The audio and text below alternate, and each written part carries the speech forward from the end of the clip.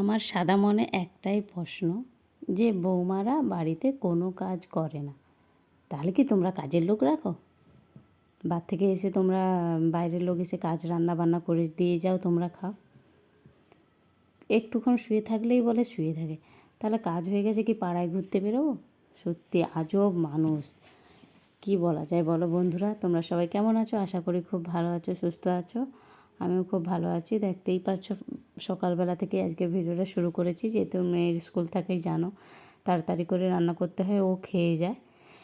তাই চলে এলাম আজকে তোমাদের সাথে কিছু কথা শেয়ার করব বলে। এই যেমন একটাই কথা বললাম ফার্স্টে, যে আমরা কিছুই কাজ করি না, বাইরের লোক রান্না করে দিয়েছে, অনেকেই বলে না। হ্যাঁ, এই যে নদীর কি মাছ, একটা সাকি মাছ ভাজা করে নিচ্ছি, ওটা সর্ষে ঝাল করবো, এই যে করেও নিচ্ছি। মেয়ে স্কুল গিয়ে যাবে, তাই আজকে আমার বাড়িতে অনেক কাজ আছে। দেখতেই পাবে, ভিডিওটা না স্কিপ করে পুরোটা দেখতেই থাকো। আর ভিডিওগুলো ভালো লাগলে লাইক কমেন্ট শেয়ার করতে ভুলো না প্লিজ। তোমাদের বেশি বেশি করে তোমরা তোমাদের বন্ধু বান্ধবদের একটু ভিডিওগুলো শেয়ার করে দিও। এখানে আমি লেবু কেটে নিচ্ছি, ভাত খাবো। আমিও অল্প করে খেয়ে নেবো, কারণ এরপরে অনেক কাজ আছে না। দেখতেই থাকো ভিডিওটা স্কিপ না করে। আর ভিডিওটা কেমন লাগে অবশ্যই কমেন্ট করে জানিও, ঠিক আছে? আর কারা কারা কোথা থেকে ভিডিওটা দেখছো জানিও। আর এই দেখো, এইখানে খেতে বসে গেছি।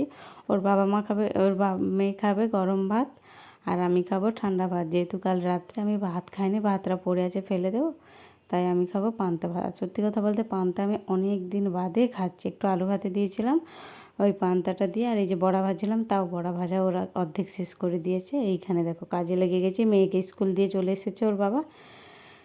আমি ততক্ষণ বাসন কুসন এইসব ধোয়াধুয়ি করছিলাম। এই দেখো বিছান খাট খুলে আজকে সমস্ত কিছু পরিষ্কার করব। রোদে দেবো না, গদি আর কি রোদে দেবো বলো?